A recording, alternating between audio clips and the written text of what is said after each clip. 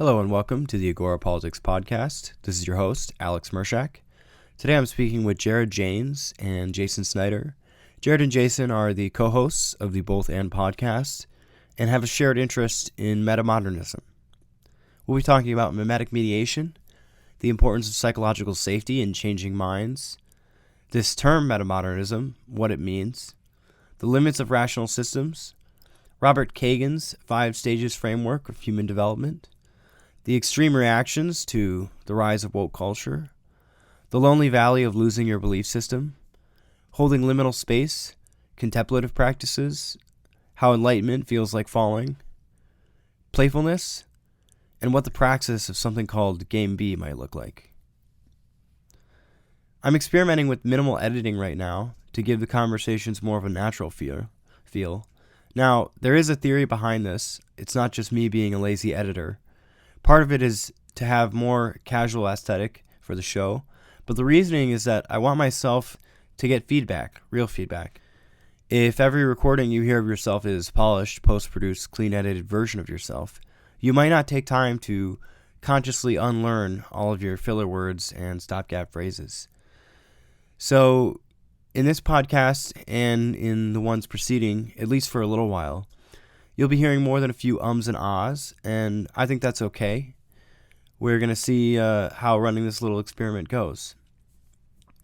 One other tidbit for the show notes here. I'll also be, from now on, including all references to books that are mentioned in our episodes, both in the show notes as well as on a dedicated page on the Agora Politics website, which you can find at www.agorapolitics.com. And now, without further ado, I give you Jason Snyder and Jared Janes.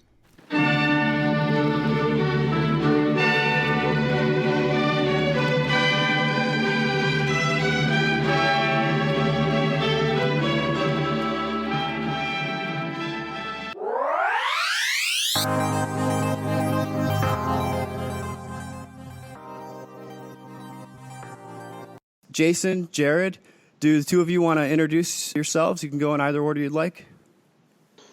Jared, go for it, man. The first to hand it off, huh? Yeah, I guess.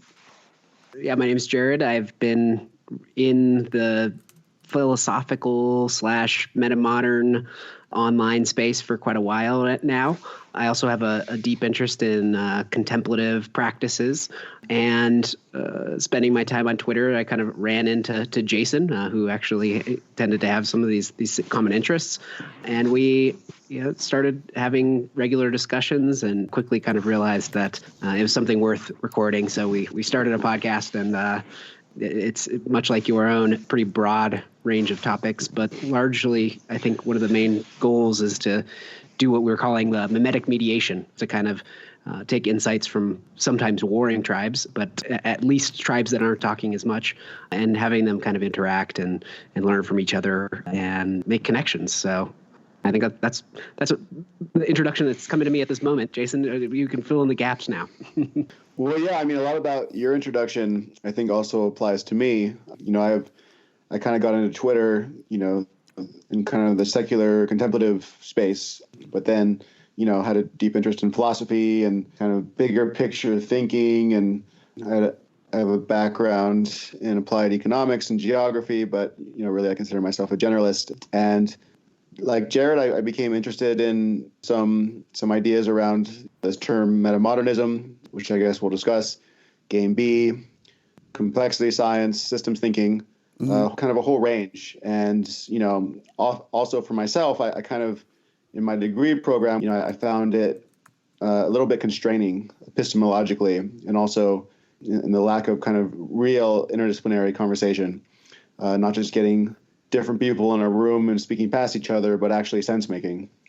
And so Jared and I, as he said, we seem to have a lot in common, and we started recording a podcast. And I think we have two main premises of the podcast. One is memetic mediation, as Jared mentioned, which is a term coined by Peter Lindbergh, with Connor Barnes, Culture War 2.0. And it's basically this idea, it's not anything new, but it's really applied to the internet space and what's called like these internet tribes, which is basically kind of filter bubbles or groupings people have a lot of agreement, but they tend to see other tribes as part of the problem or something else.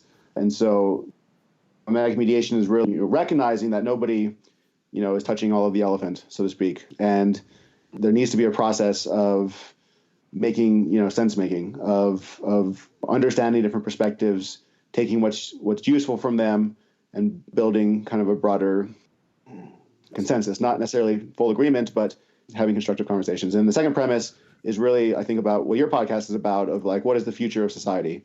Where are we going? New ways to think about politics, new ways to think about economics, new ways to think about personal development. So I guess I'll stop there. Sure. Well, thank you so much for that introduction. That was quite a lot. One of the metaphors that you just described there that I think you've gone into prior detail a little bit more before was this metaphor of who's touching the elephant. Do you want to just go over what that is real quick? Jared, do you want to do that? I think that's your favorite metaphor, right? It's a top candidate, that's for sure. Yeah, I think it's some sort of old parable, and it might have some spiritual beginnings. But the general idea is that there's a group of blind, I don't know what they're, monks or something like that. And there's a elephant there, and everybody is positioned at a different part of the elephant, and they're reporting back what they're feeling. So this is their map of reality, and the person that's at the trunk is feeling this very distinct long appendage that's very flexible, and then somebody else is at the tail, and it's this wispy thing that's moving around, and another person's at the foot.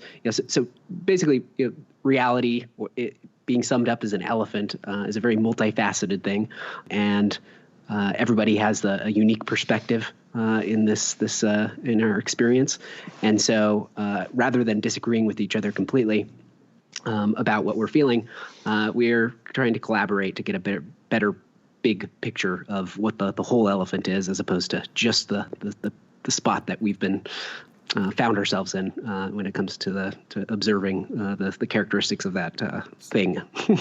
So yeah, the elephant metaphor is a good map of a more general idea that I think was largely, correct me if I'm wrong, but I think largely the impetus for the podcast that you guys are doing came out of work that was done by, as you said, Peter Lindbergh and Connor Barnes, who I know you two have both had already as guests.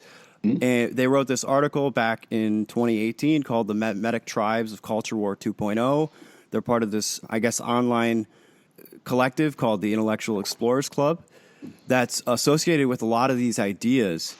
And the brief rundown of memetic tribes of the Culture War 2.0 is basically that part of the reason that our sense making is breaking down is just that with this abundance of information that we have, you've just got larger and increasingly larger groups of people that are operating in these memeplexes that don't seem to be able to talk to one another. They have hardly any kind of shared vocabulary. Would that be a good assessment?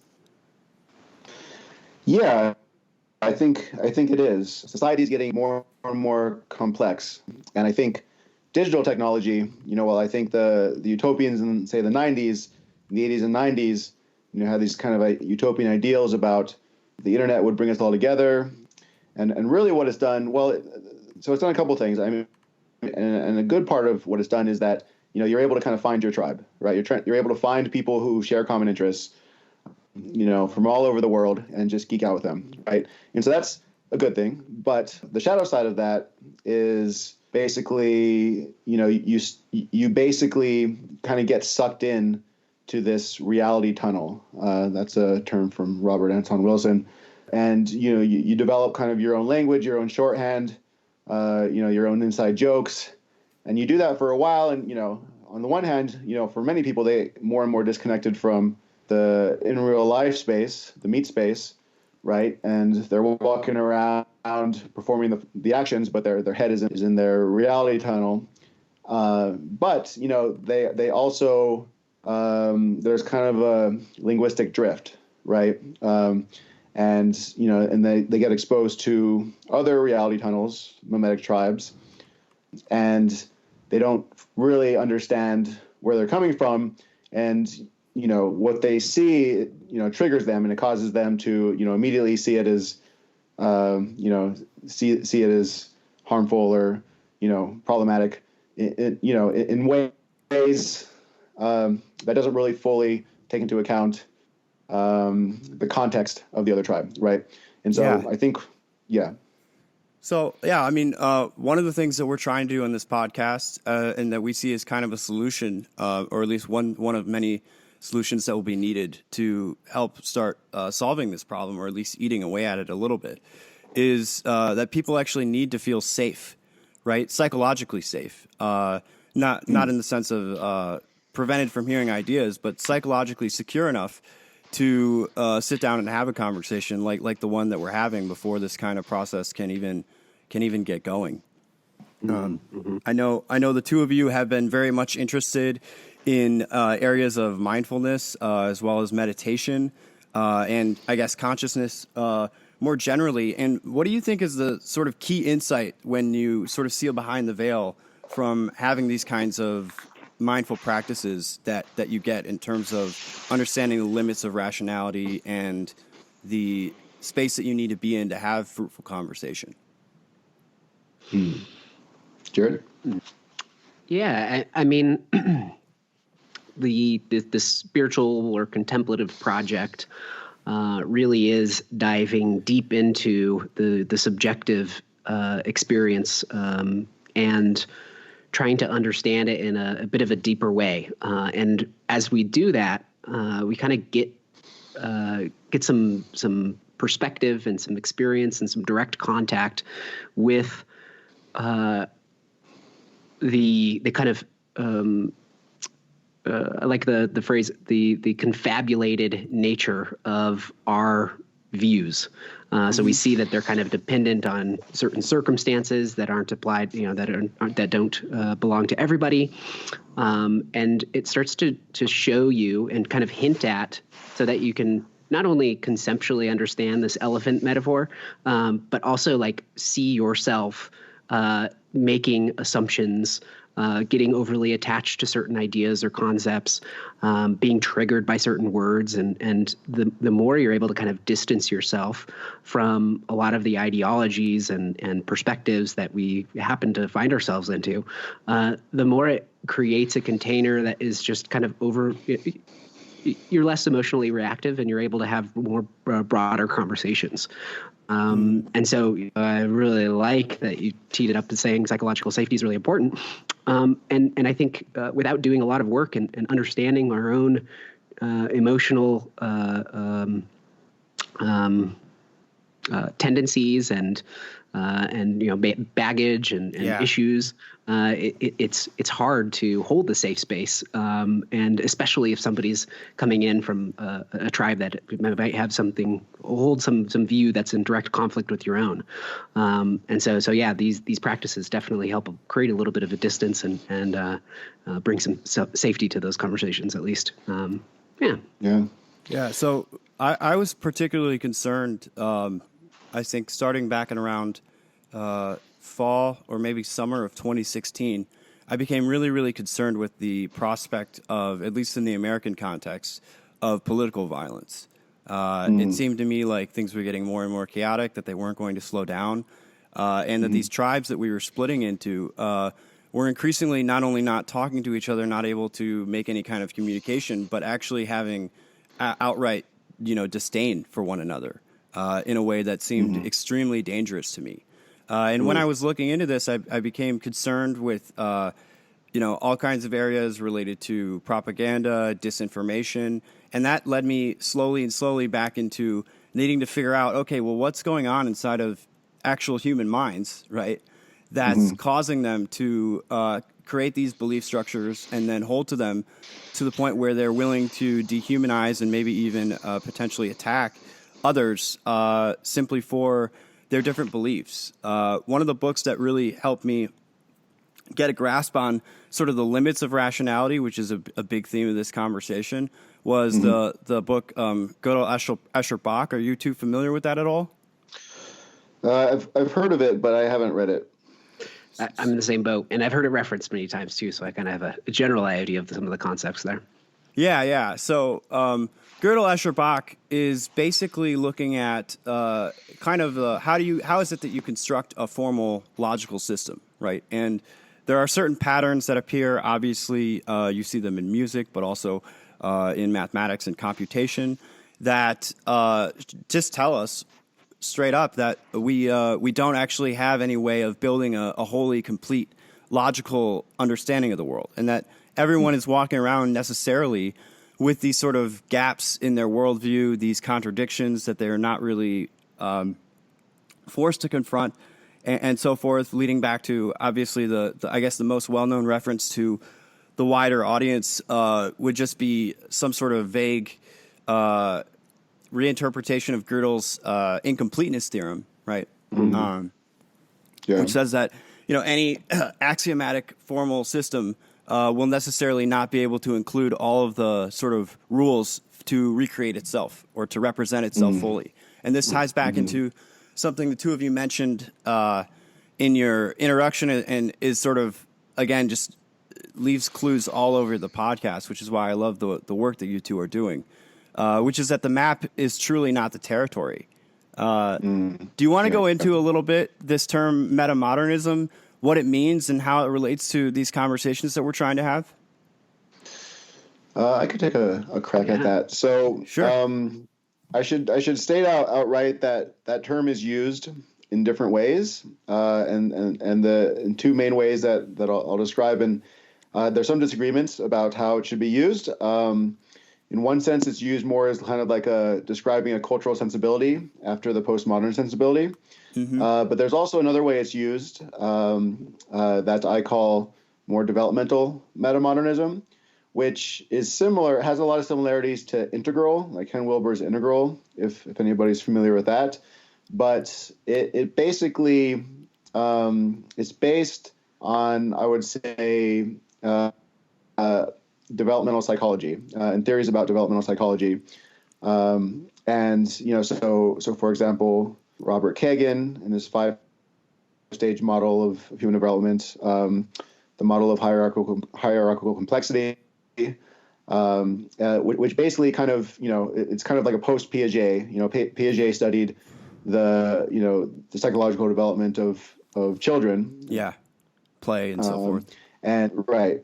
And this proposed, adults can also go through stages of development. And so developmental metamodernism, from my opinion, kind of the core books, although it's not, it's part of a larger ecosystem, is by this fictional character, Hansi Freinacht. There's actually two authors who wrote it, and they wrote this book, The Listening Society and Nordic Ideology. And they basically outline, in the Listening Society, they kind of outline a new vision for society that's based on a robust understanding of developmental psychology, also contemplative practice. And in the Nordic ideology, they apply that to kind of a new vision of politics, and different kinds of politics that kind of need to be counterbalanced. And so, yeah, I mean, metamodernism is a whole, it's kind of a whole world. And so we can kind of go down, many of the different strands if you would like. Well, I guess my question for you would just be, is that a term that the two of you would apply to the work that you're doing yourselves? Well, I consider myself, if I'm going to take on any kind of, meta theory label, okay. I would call myself, developmental metamodernist. And so, and the nice thing about it is it's kind of a very broad set of ideas that, that leaves a lot of the specificity or it leaves a lot of things unspecified, but it provides a framework for them to be developed. So, for example, this notion of memetic mediation, that's not something that we got from kind of directly from the metamodern world, but it seems complementary to it. Same with like the game beat discussion. And actually, it's funny, it's interesting. Since So Jim Rutt of Jim Rutt podcast, and he's one of the founders of Game B. He recently interviewed the character of Hansi Freinacht, and they had kind of had a meeting of the minds. And there was some kind of disagreement, but and so I guess what I'm trying to say is that there's a lot of room. While it's for me, it really helped kind of clarify in a meta sense, kind of my thinking about a whole range of issues and tying them together. But it leaves a lot of room open to explore.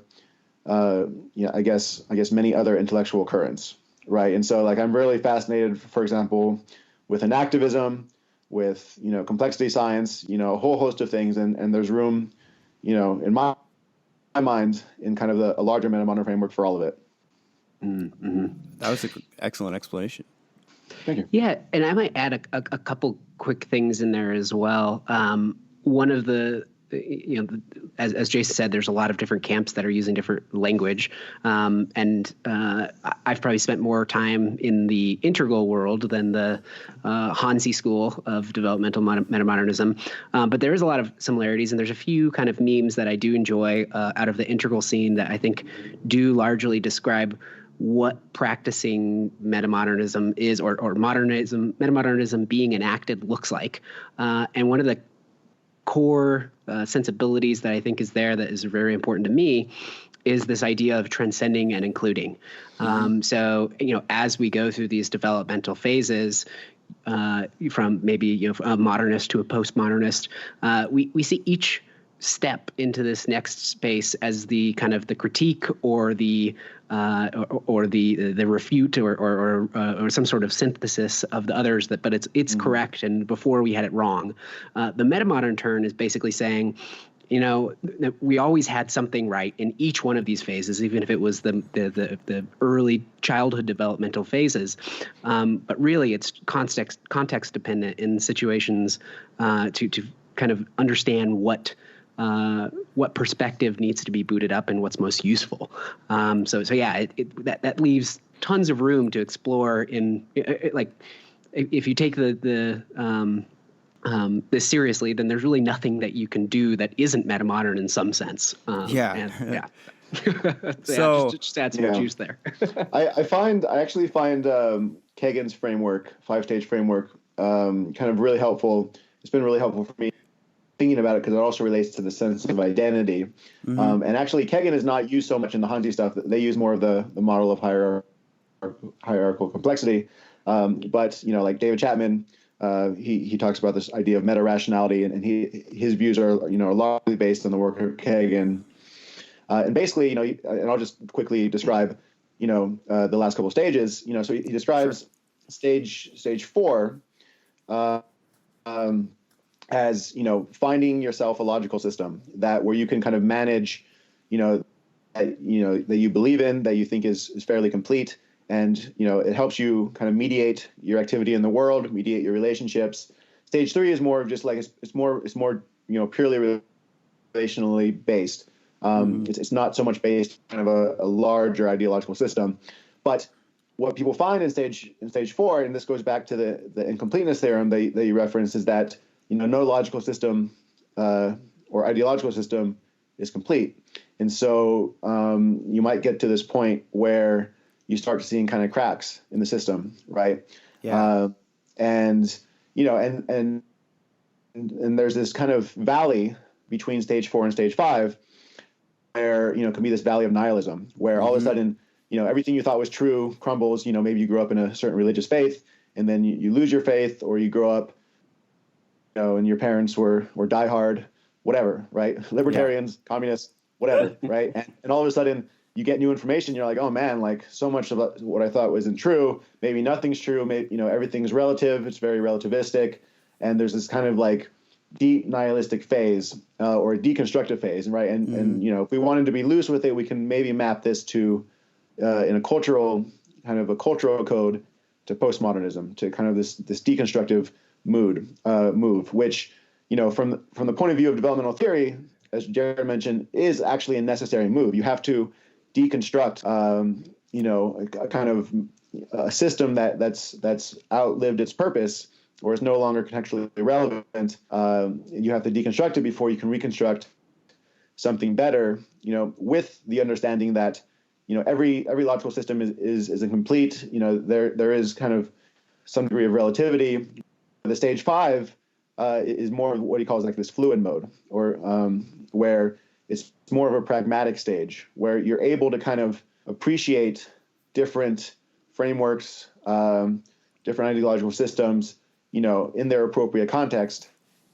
But you're not kind of you're not beholden to any of them, right? Yeah. And so it's this more kind of fluid and what David Chapman calls this meta-rational kind of place. And I think metamodernism it has a lot of resonances with that kind of move.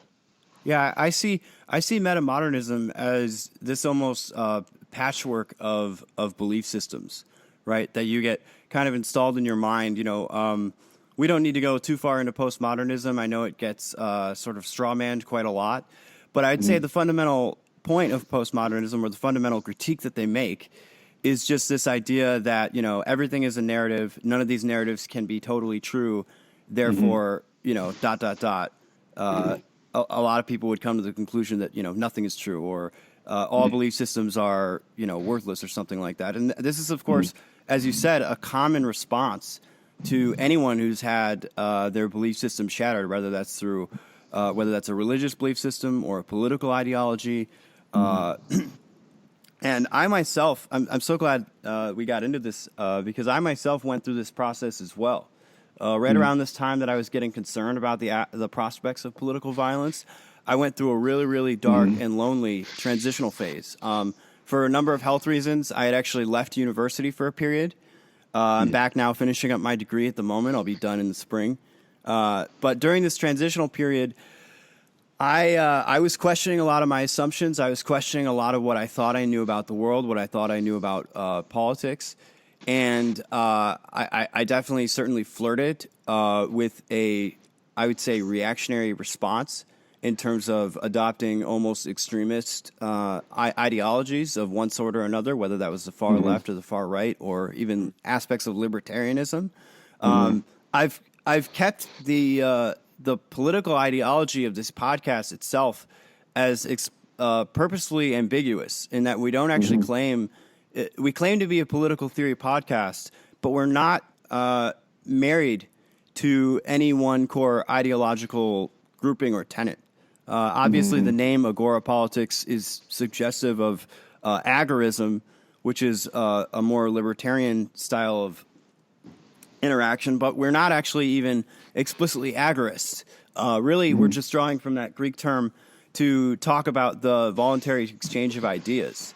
And I'd like to think that I've reached the stage of development now that's a little bit more fluid, a little bit more mature, corresponding to that stage 5 there. But it's something that when I lost my initial belief systems, and I didn't really think I necessarily had very strong belief systems before, I was in a super, super lonely place for a really long time. Yeah. And have either of you had a similar experience? I would say a number of times. Yeah. Well, I just want to note, just this kind of a side note, that when you talk about you flirting with kind of the neo-reaction, I in terms of like what I fear, so I fear, for example, movements that have neo-fascist tendencies, and I'm not just talking about and I'm not talking about Trump or the rise of kind of these movements in kind of different countries, but actually online, right? And I think part of what this has to do with, one is this this kind of like this internet reaction chamber where you have the rise of the hyper woke, and from my point of view, it starts to eat itself alive. I was definitely reacting to that for a long time. Right, and a lot of people are, right, and again, like I don't want to. I think that there's a lot of, I just want to state for the record that I think that there is, a lot of value coming out of that movement, in terms of like thinking about structural inequality and, intersectionality. I think that there's a lot of value there, but I think, with the rise of cancel culture and, kind of, a hierarchy of, the most whatever along whatever dimensions, oppressed person has the biggest voice at the table, and it starts to be, in my point of view, kind of what's the word? It kind of starts to become kind of toxic, and maybe I'm a straight white male, so maybe that's just my toxicity, but I'm gonna own it. Yeah, it's anyway, certainly. Go ahead. And I'll just wrap this up. I think that a lot of the neo-reaction is responding to that, but I think this response is kind of in this kind of in between 4 and 5 valley of responding to what they perceive as this kind of kind of postmodern relativistic culture that is perceived to that kind of woke culture is kind of rising out of, and they're responding with in kind of a very extreme way. And I think that's also not the correct response, right? This kind of neo-reactionary response, and frankly, in many quarters, neo-fascist response. Mm-hmm. And so we need to find a way to kind of like walk this thin line, this tightrope to a more constructive, meta-rational, meta-modern stance. Jared, do you have any thoughts on that? Yeah, well, I was just going to add to, so as we're describing this path, and first off, I'd say to your question, have I experienced similar things? Just like Jason, yes, many times in many different areas of my life. It does seem to be, and actually, I didn't even discover the metamodern meme until I had already kind of gone through this a couple times in different aspects, and the reason it resonated so much was just because I was like, oh my gosh, that explains my experience to a T. Like, there must be something fundamental here. That being said, I do think. So like you said, one of the ways of viewing this, what metamodern action might look like, it might look like a patchwork of ideologies, or not ideologies, but just systems or whatever you want to call them. Yeah, sure. But the strange thing that we're saying here too is that if no system is complete, then even this metamodern frame is just yet another one, yet another system to believe in, and so. I actually think the way it feels when you're in that fluid mode is a lot like being the spaces in between the systems. Oh, perfect. I love this. Yeah. And that also speaks a little bit to this memetic mediation space too, where Jason and I are really trying to look at the relational element of the systems and try and create a little bit more blurring of boundaries and that there's a bunch of different techniques that can go there, but yeah, so it kind of a large amount of it is being in this liminal in between space, while not being afraid of also being in the systems from time to time as well for practical purposes. Yeah, so this language of liminal space, I first heard it when I was looking through the work of Jordan Greenhall. Mm-hmm. I know you've done an interview with him as well. He, I think, is associated with this Game B concept and this general Intellectual Explorers Club. I know he does work in complexity science over at the Santa Fe Institute, or at least he's been educated there. And as a fellow political theorist, when I found his work, it really resonated with me in terms of, this is someone who's pushing out new ideas, new terms, and new concepts, who's trying to make sense of the state that we're in at the moment. And one of the things that I think is a crucial insight here that you talked about in terms of just creating space, when I was going through my own kind of psychological and sociological and political journey on this. I obviously got really interested in consciousness as well. I was trying to figure out, again, how our minds are working here.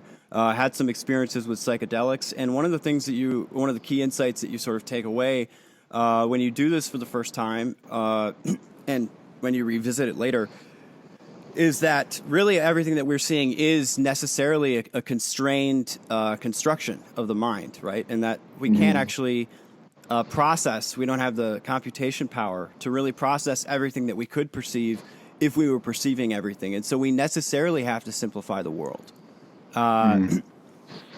And this I think does create a problem for sense making. I think it creates a problem in that you're always going to have blind spots. What do you two think are some of the answers to recognizing those blind spots and, you know, trying to sort of get past your own cognitive limitations? Well, I mean, so I think what we've been talking about of recognizing that you do have a mental model of the world. You don't see reality with a capital R. Your mental model might have some correspondence to reality, or else we wouldn't be able to function day to day. But once we kind of realize that we all have our own mental models, I'm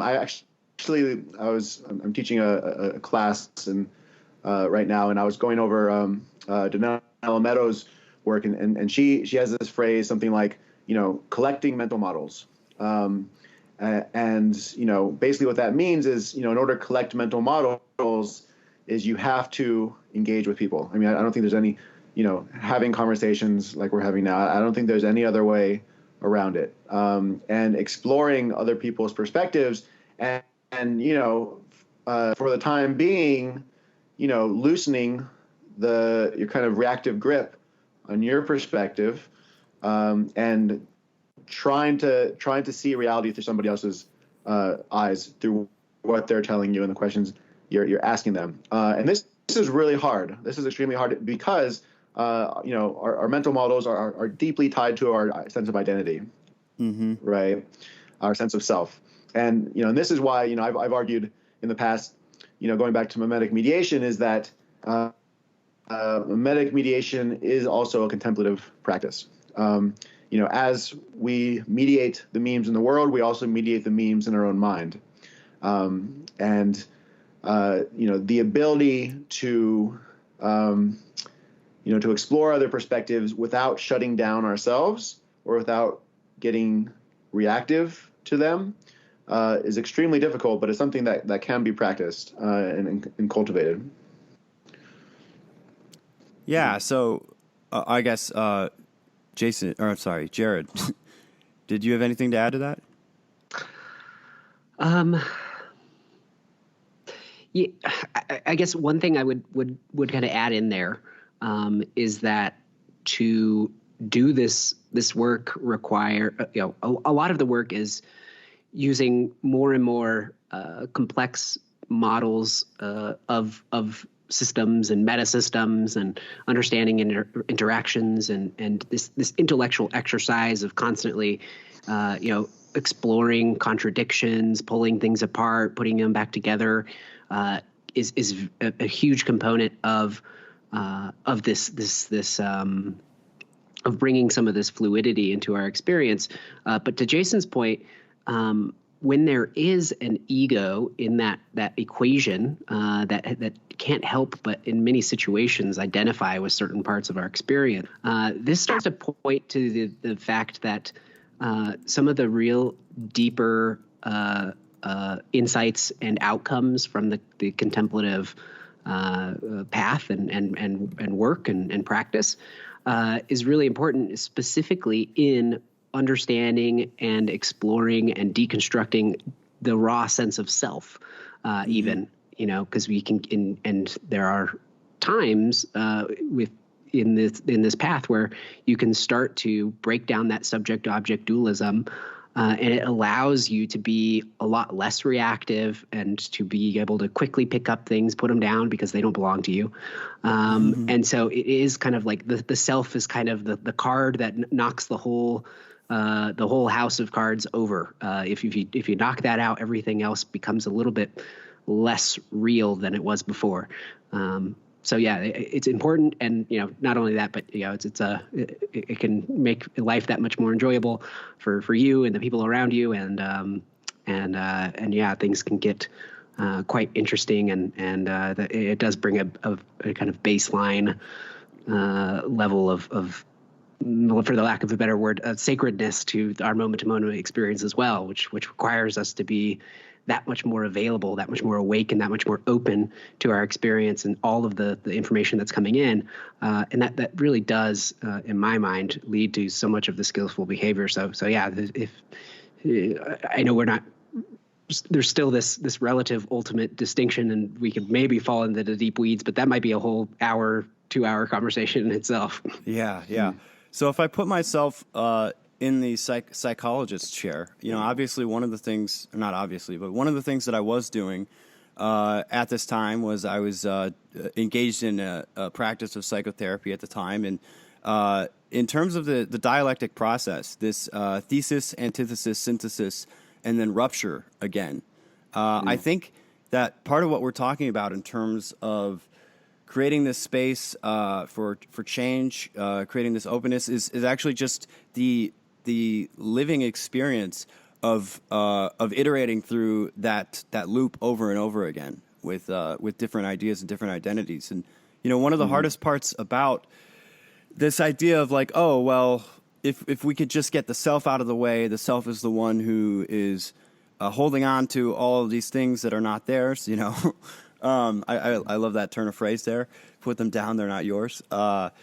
Is that when you are losing your sense of self, whether it's in a psychological context, whether it's on heavy doses of psychoactive drugs or anything else, it really does feel like dying, and it takes quite a lot of effort to reconstruct a coherent identity, a coherent anchor that makes you feel grounded afterwards. It can take quite some time.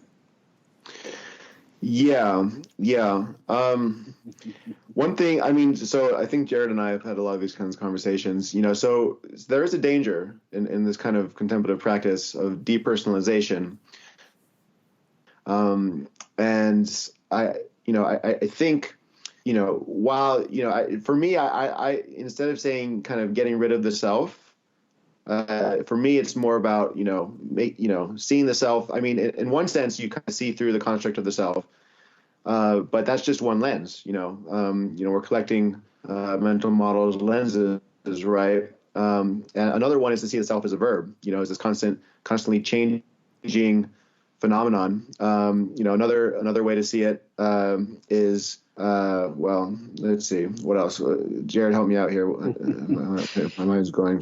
Yeah. Well, here's the really weird thing, right? So I'm really fascinated with Buddhist Tantra lately, and they have a lot of these like very provocative stories of yogis who are not monastic. So these are people that are in the monastery.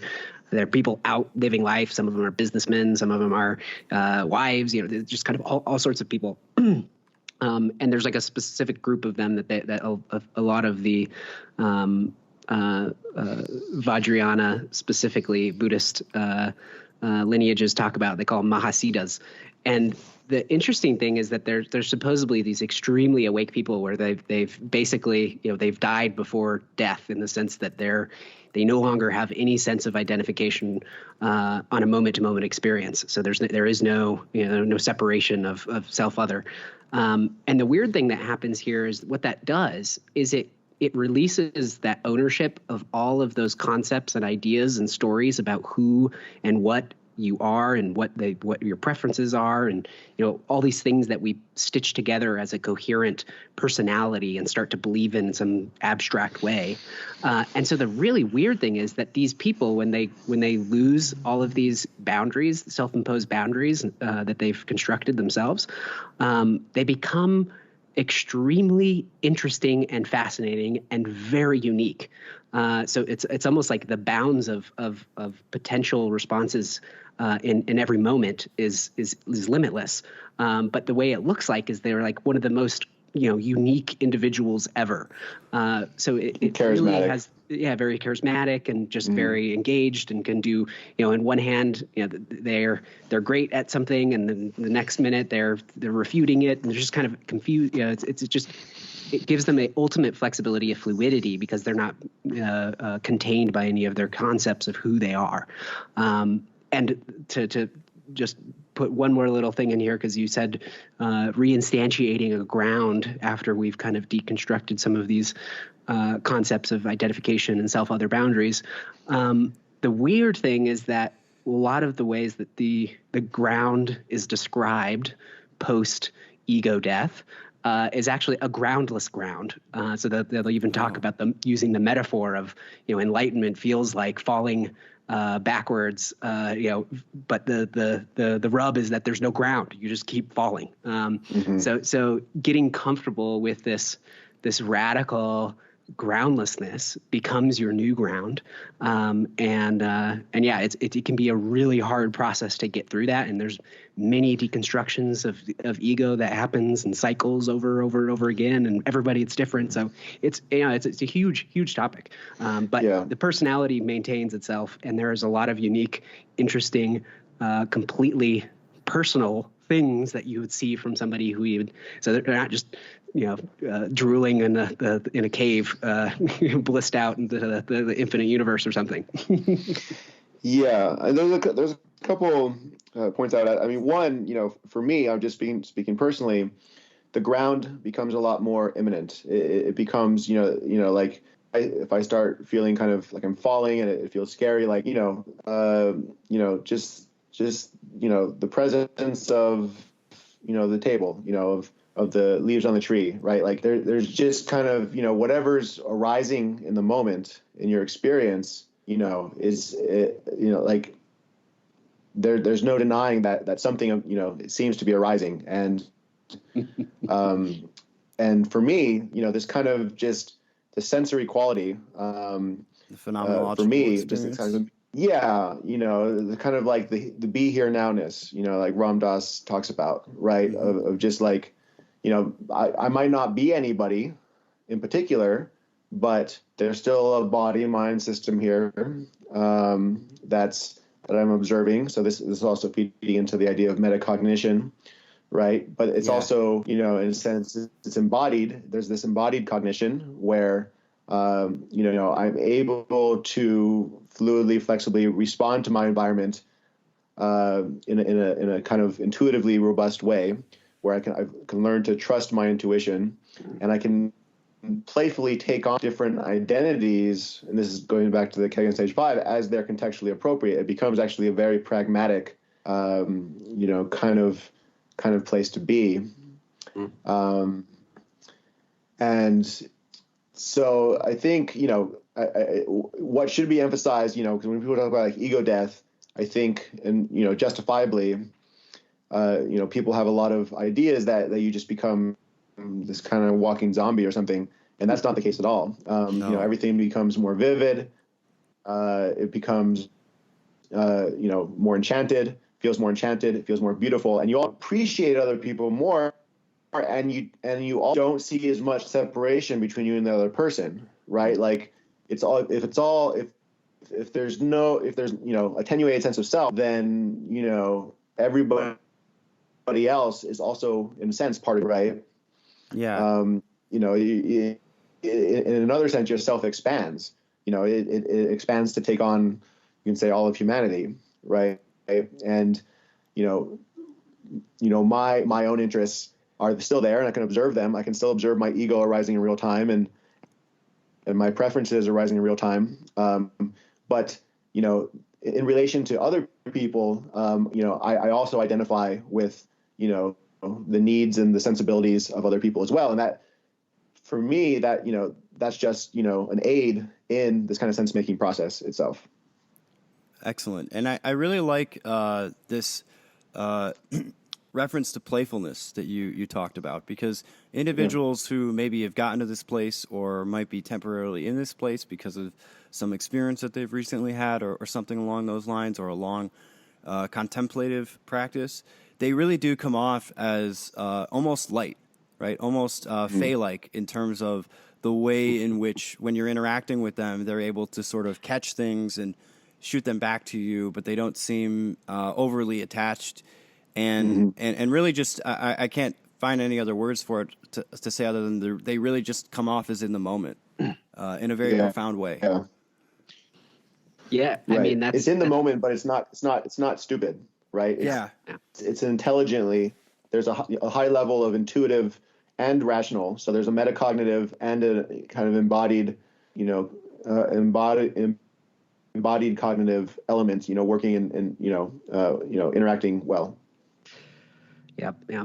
Yeah. And I mean, even if you're just thinking about it at this moment, anytime that we are deeply investing all of our conscious attention into some sort of concept, some idea, we're working in memory. We're just in the past. And so to be in the present it's like you said, it's light, it's vast, it contains all of the systems and concepts and everything that are arising in that moment. And so yeah, it feels the more the self dissolves, the lighter you feel as well. I know that Shinzen Young, a meditation teacher, used to say, it feels like you're light as a feather. Mm-hmm. Yeah. And I find myself carrying this tension even as a host of the podcast. I mean, I'm trying to have an interesting conversation with the two of you and stay as in the moment as I can. But I've also got a goal, right, in terms of what I'm trying to produce here, the product that we want to have, the questions that I'd like to ask. And so I'm constantly, we're getting real meta now, but I'm constantly rebalancing sort of what my agenda is with letting the conversation unfold in the most lively way possible in real time. Yeah, Jared and I have had a lot of conversations about this in terms of how we approach the podcast, and sometimes we go in with a more strict agenda, but we often find that we've talked about this that when we kind of go in almost without any preparation, right, and it's kind of convenient, right, just because we're both busy people otherwise, and just in this liminal space to see what arises. Some of our best conversations come from that place, and again, that doesn't, and I understand the tension of like trying to see kind of the larger, where is this going? Like what are the larger implications here? And that's, and that's arising, right? But to not, hold on to them too tightly, right? To not be too attached to them. What I've found, especially when things, for me, meditation is a very, I emphasize embodiment a lot. And one of the perks of that is that when I'm like have ideas that arise that maybe aren't contextually appropriate or they would kind of take us out of the flow of the conversation, I try to embody it, which basically just means feel it in my body, feel the kind of texture and sensations of the point I was trying to make in my body, kind of let it process. And I find that, it often comes back again, naturally in the flow of the conversation. And maybe it's even better. The idea is better formulated. But it was mostly subconscious processing that was doing it. Right. Mm-hmm. Well, that's, go ahead. And I would just say, to Jason's point, the preparation component, it's also kind of dependent on as we were speaking about before, like if there's a common language there, if we know that somebody's going to come on that we share same memes and vocabulary and jargon, there was prep. It was just, it's embodied. It's something that's already available. And so bringing extra structure to something can sometimes make it a little bit, can constrict or kind of suffocate the conversation. Yeah. And we are hoping through these conversations for something emergent, maybe even something transcendent to arise out of the natural flow of dialogue and the power of the I don't want to get too Gnostic here, but the logos that comes out through human conversation. And I do want to steer this because we've gone quite a bit into the weeds on a lot of these deep spiritual and psychological concepts. And I do want to steer it more towards the practical.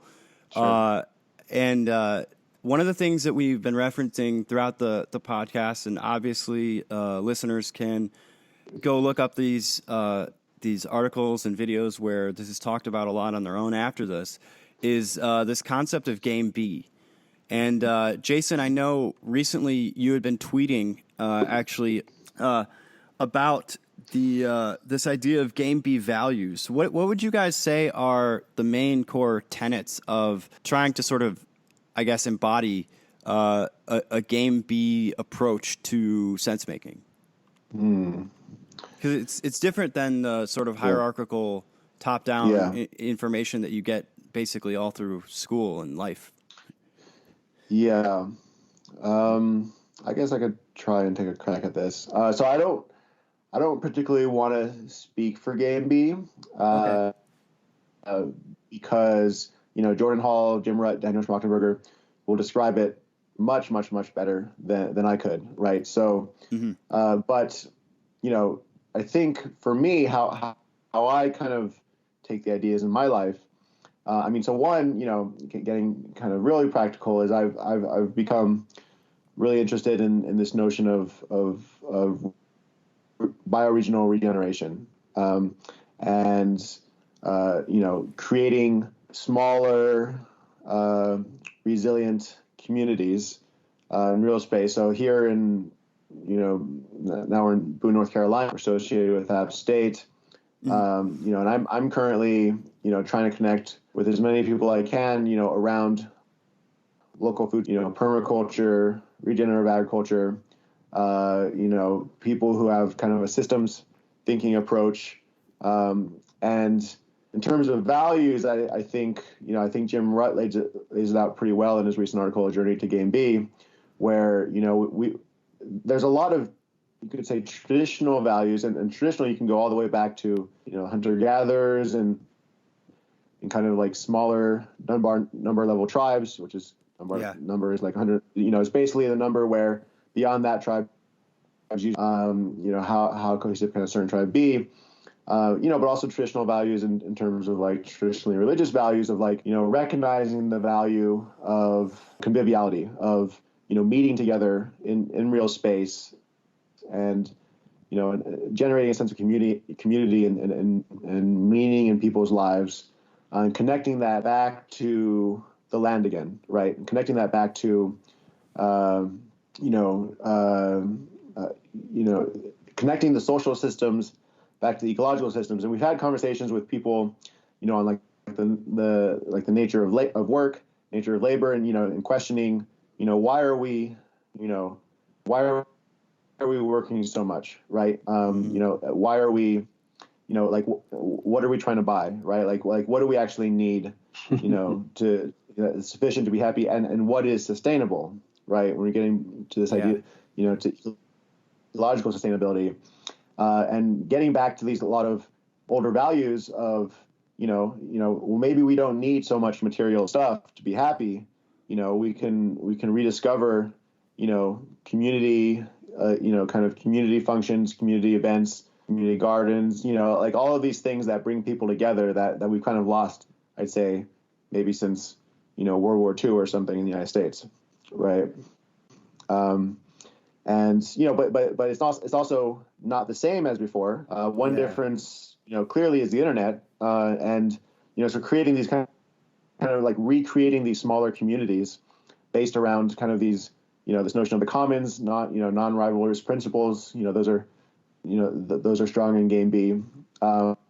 But it's also hyper connected, right? So, this getting into like, I think you're probably familiar with like Joe Brewer and some of Taleb's ideas with like fractal localism. Yeah. And so it's a very connected localism where, like I'm constantly interacting with video from people all over the place, outside, and exchanging ideas, exchanging best practices, exchanging resources, and so learning from each other, but also instantiating it, in these kind of more local contexts. Yeah. I very, very much agree pretty much with everything Jason said. As when you first asked what parts of Game B, and to Jason's point too, I also don't feel like I'm can speak for it completely, even That's though I do fine. love we the don't community. Need you can give your interpretation.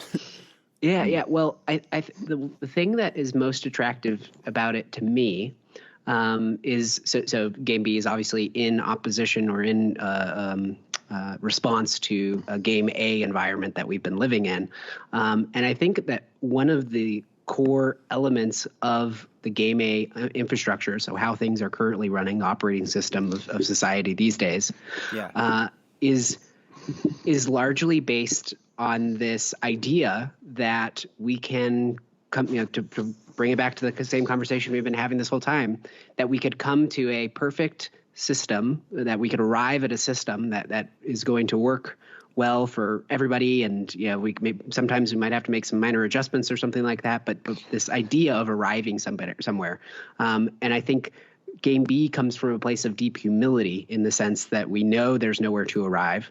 And so it becomes a process orientation as well. And this kind of even is starting to harken back to some of the fluid mode stuff as well.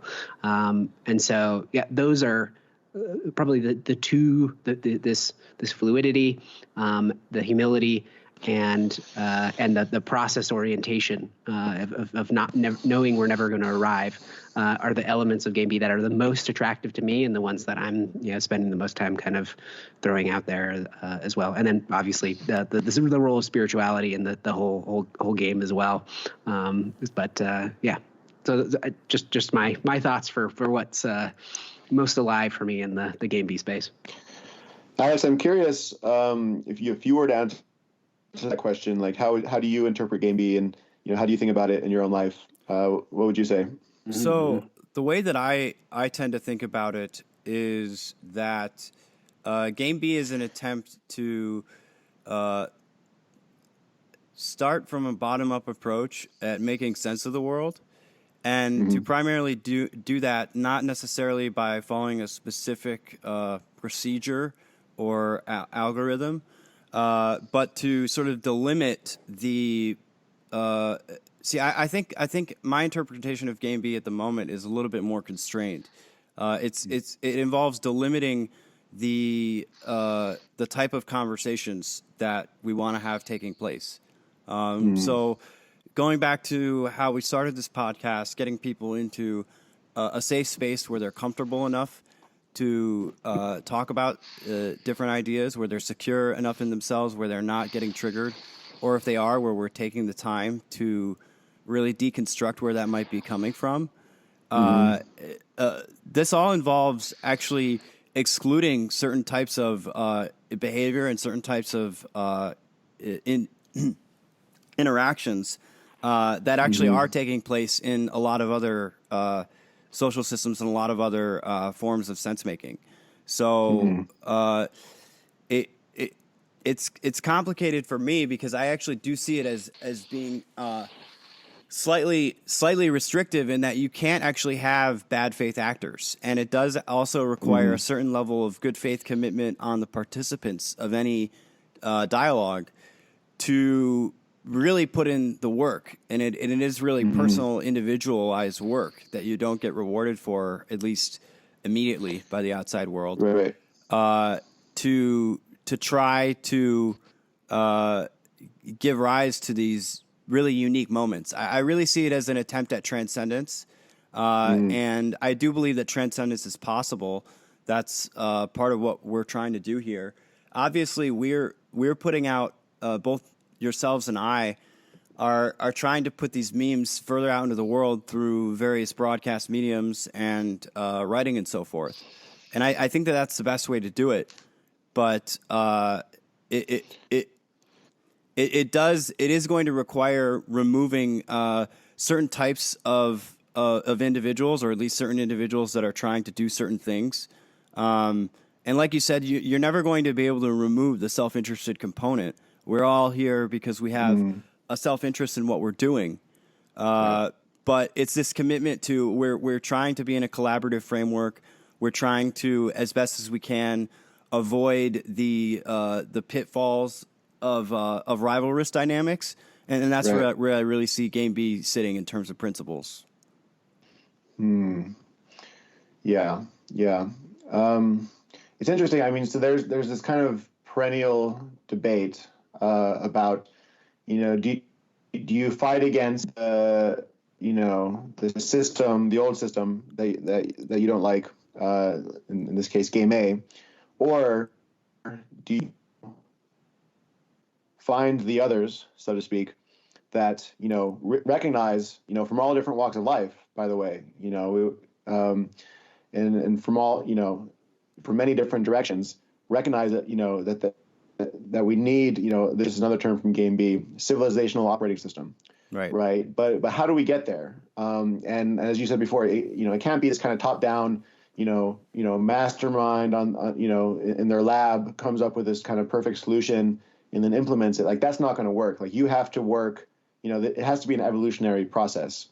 And when you're working with complex systems, you can't optimize or control a system. You can only, you can start to kind of intervene in the system, start to tinker, but you need kind of constant feedback, to continually be able to adapt, your approach, the policies are implemented. And I might have gotten off track of my original point, but in terms of like finding the others, and starting to come an alternative system, right? So another term that people use is to exapt, to exapt game A into game B, which is kind of a parasitic idea in a way, but it's based, it comes from like evolutionary biology where we evolved certain say limbs that were for a certain purpose, but then according to our need to adapt, they started to be used for other purposes, right? And so things like a lot of the structures in game A, capital and physical infrastructure, we're not going off and creating a completely isolated commune. Like, many of us are still operating in game A, but we're starting to direct some of those resources into this kind of new process, this new process of dialogue and creating new economies, potentially new currencies. There's the rise of peer-to-peer technology, and creating something that is better. And people won't be, this will be a small group of people, but if you create something better, eventually more and more people are going to be attracted to it because they're going to see its value in the world. Mm-hmm. Yeah. So, as a political theory student, and again, this is a political theory podcast, one of the things that I'm trying to be cognizant of is these questions of, okay, what is it that I owe to the society that created me? We're all inherently political beings, and what is it that I owe to my neighbors and so forth? And I think the praxis of game B in terms of your actual life is something like the localism that you were talking about earlier, Jason, where it's recognizing that you are actually part of a community and then making a conscious effort to engage with that community as it is in the moment, and give yourself, in a way, to your neighbors and really to pay attention to the local environment. That's something that I've really come down on in the last few years, where I've stepped away from the focus on, maybe national or global politics, and really just decided, okay, well, what is it that I could do that would make me, better be able to live with myself, with the people that are actually around me, as a proximal and necessarily limited being in the universe. Yeah. Jared, do you want to? Yeah, I guess one kind of additive element here that I couldn't help but think of is that we also a lot of the dynamics of small knit communities and group collaboration that largely lend themselves to Dunbar level scales and interactions and things like that. I think we're also starting to get a grasp on how some of these dynamics play out in a online environment, right? So, at the same, I'm in this space where, before Game B and a lot of the kind of localism stuff was that hot. I have a career and live in a city and I'm not very connected to my neighbors and things like that. But I do find myself seeking out and engaging in very similar ways to that localism, but on an online environment. So it's a weird place to start, but it is a kind of technological affordance that we can instantiate these not only in meat space but also elsewhere. Not to say that it's the only that we should over-index on that. I think meat space is ultimately where we need to be. That should be ground zero.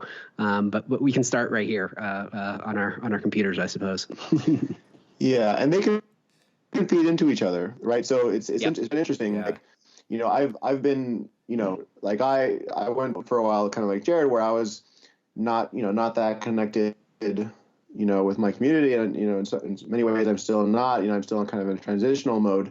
I was doing a lot of stuff online through Twitter, networking. It's been interesting, like, and I'm still doing that. I think that's so there's both digital, there's different kinds of localities, right? There's the physical localities, and there's also the digital localities, and I think they're both important. But they compete into each other in the sense that, like, lately I've been like connecting with people have been reaching out to me saying, hey, I live nearby, right? Like, oh, I live a couple hours away, or I live 30 minutes away, and I've started to meet people that I've connected with online in this area where we have these kind of similar common vision for where we want society to go, and that probably wouldn't have been possible, or it would have been harder without kind of this online networks, right? And while I'm meeting these people, we're also and we're sharing ideas and talking about potentially future plans to collaborate in real life, and and that's also getting fed back into the digital network, right? So I think it, again, this is like the point where it's different than the past. We're not isolated tribes anymore, where we are connected, and we should also use that to our advantage. Yeah, I definitely have had the experience of whenever you're seeing the online world, or specifically interactions with specific consciousnesses in the online world folding back into the real world. That's often where a lot of these really magical moments happen.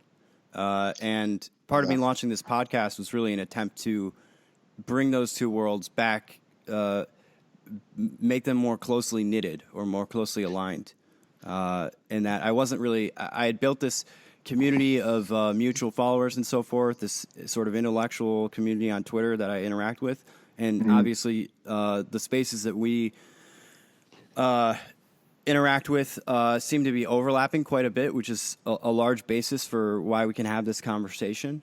But really just I'm trying to create more and more of those moments. One last question, because I know I've taken up a good amount of your guys' time here, and it is getting a little late, is in the interest of politics, do you guys think that these principles, these concepts that we've talked about so far are broadly scalable?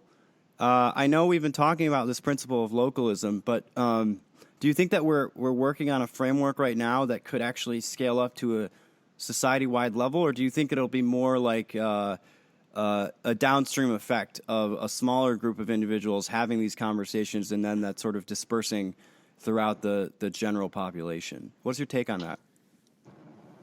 Maybe both and there. I'm gonna both and that one.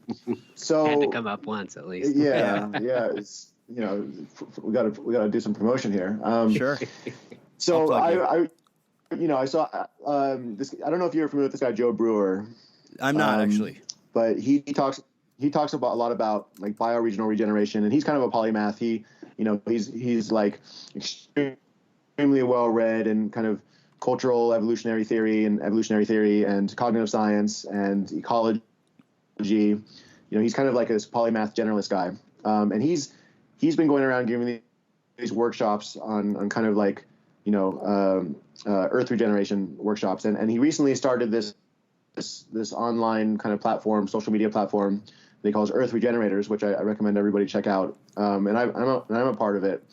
And one of his ideas is that he wants to help cultivate a global network of people who who are each involved in this notion of, it's not just like local in terms of like your community, but it's like a bioregional thinking in terms of for example, watersheds, right? Or if it has a deep cultural history. Like I'm in southern, I'm in Western North Carolina, which is, Southern Appalachia. And this has a long, rich history that I'm just starting to learn about. And I'm really excited to be here. And thinking in terms of like that regional focus and finding the others in this area, but also connecting with people through this network from, people who are doing the same thing all over the world, right? And in terms of scaling up, it's, I think it's one of those things where it's going to be a slow start, and then it's going to speed up. And it's going to speed up because, the these kind of another game B idea from Daniel Schmachtenberger, forcing functions are going to start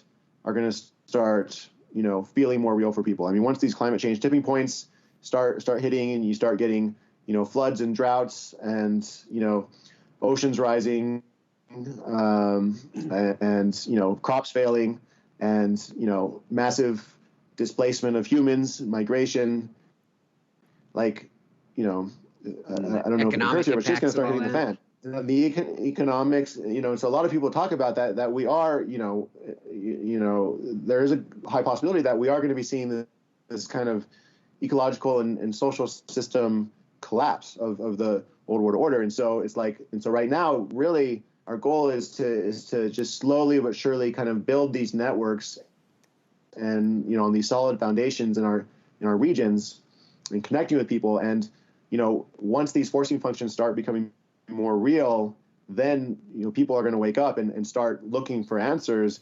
And hopefully, we have the infrastructure and kind of this new game B operating system, that it'll provide kind of a framework for people to transition, right? Yeah. I think scaling up, right now it's like very thin, but it's very broadly distributed. And scaling up will happen when people realize that it needs to happen. Jared, any thoughts on that? Yeah, this one, Jason spent a lot more time thinking about some of these things. I don't know if I have a ton to add there. I just see, there's. So I will say one thing. I spent a lot of time in the nonprofit space for a while, and was especially attached to the effective altruist scene, and I think that recently I've started to move. So I had very utilitarian perspectives or kind of intuitions, obviously coming from that effective altruist scene, which is very highly rationalist, and prioritizing well-being as your kind of measure and feedback loop on a regular basis is a logical move here. But I'm starting to realize that I think prioritizing the human development, so looking at how to create these systems and game B, or as Jim Rutt would say, these proto B spaces, are also really conducive to people making their way through these developmental cycles in the most fluid and safe way possible. I know Zach Stein has done a lot of stuff on education too, so he might be fun to check out if anybody's not aware of him. I think this is another element that has to be there. So it's like this education and building norms and systems to enrich these proto Bs as they start to spring up, and make sure that everybody is working through and up the developmental phases is probably a more long-term goal. But I think it actually leads to more sustained impact on well-being rather than first prioritizing well-being. It's it's a cart before a horse type thing. So I mean, just something that's been on the. I don't think I've said it out loud yet, but it's something I've been thinking about, and I think it's a key element there. So I want to continue to keep a focus on it, and I think it'll largely determine the viability of these proto Bs as they start to sprout up. Awesome. Well, thank you so much for the two of you for coming on. You can find Jason Snyder at Cognizer on Twitter, or Jared Janes at Jared Janes. They also are, as I said, the hosts of the Both And podcast. Jason, Jared, it's been a pleasure sharing liminal space with you tonight. Yeah, Indeed. this has been delightful, Alex. I really enjoyed it. I look forward to interacting in the future. Yeah, you as well. Yeah. Thank you. Yeah, Thanks so much. Bye. thank Bye-bye. you. Bye.